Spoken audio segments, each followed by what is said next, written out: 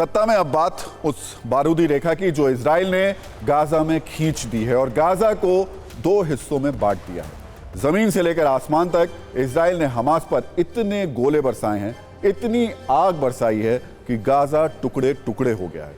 Israel के टैंकों ने अपनी गाजा में एक ऐसी रेखा बना दी है जिसके एक तरफ तो उत्तरी गाजा है जो हमास का गढ़ है, जहां हमास की सुरंगों का नेटवर्क है, और दूसरी ओर दक्षिणी गाजा है। इसलिए आज सत्ता में इस टुकड़े टुकड़े गाजा की बात करना जरूरी है। इजराइल के सैकड़ों टैंक इस वक्त गाजा के अंदर हमास का काम तमाम कर रहे हैं, तो बहुत बड़ी संख्या में उसके और टैंक इजराइल के बॉर्डर पर भी खड़े हैं।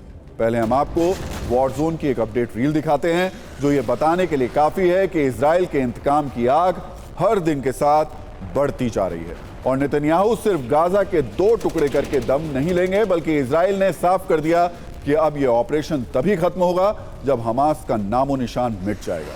पहले इस पर एक रील देखिए, फिर आपको बताएंगे कैसे इजराइल ने गाजा को दो हिस्सों में बांट दिया।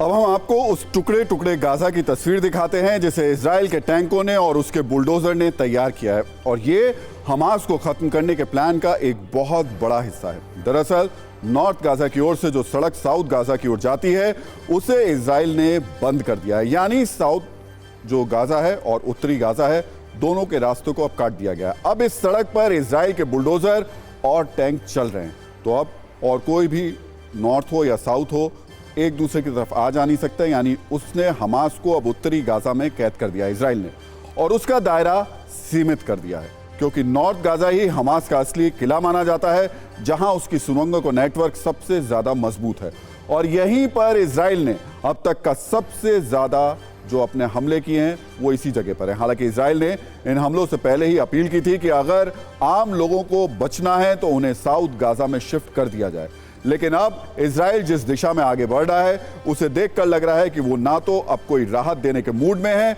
ना ही कोई समझौता करने के मूड में।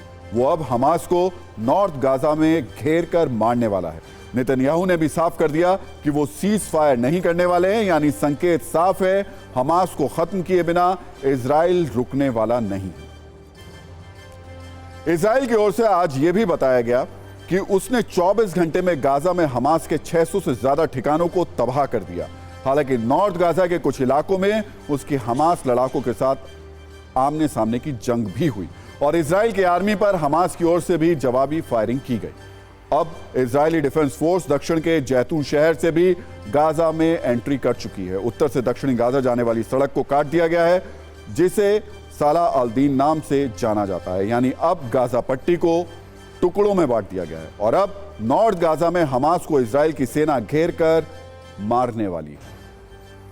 और सत्ता में अब मेरे साथ मेरे सहयोगी इस वक्त गाजा बॉर्डर से मौजूद हैं। मनीष, जो अभी तक हम देख रहे हैं इस स्ट्रेटेजी में कुछ आपको खास अंतर लग रहा है क्योंकि दिन और रात अब लगातार हमले किए जा रहे हैं?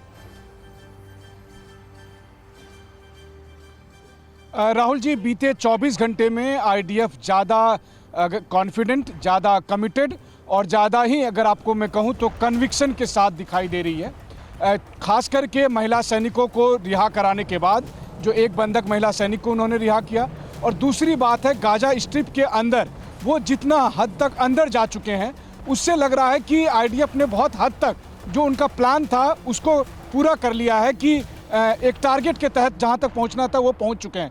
लगातार ट्रुप्स जो है वो अंदर जा रही है। बीते कई दिनों से मैं लगातार गाजा बॉर्डर के उस पॉइंट पर खड़ा हूं जहां से ट्रुप्स अंदर जाती है, बाहर आती है, लेकिन किसी को मैंने बाहर आते हुए नहीं देखा। सब के सब अंदर जाए जा रहे हैं। बाहर सैकड़ों की संख्या में वहां पर टैंक है, बुलडोजर है और हजारों की संख्या में सैनिक हैं। ये लगातार अपने वीडियो के जरिए भी बताया। अहम बात यह है कि आज की तारीख में नॉर्थ गाजा के लगभग बहुत सारे ऐसे हिस्से जहां पर जी। कि उन्हें उम्मीद थी कि हमास यहां पर रेसिस्ट करेगा, वहां पर उसे रेसिस्टेंस नहीं मिला और अब वो सिटी के अंदर उस टनल के पास पहुंच चुके हैं, वहां पर लड़ाई चल रही जी। है जो अगले 24-48 घंटे में बेहद निर्णायक होंगे इसके लिए। मनीष, बहुत बहुत शुक्रिया ये पूरी की पूरी जानकारी देने के लिए। अपना ध्यान रखिएगा, आपसे अपडेट लगातार लेते रहेंगे।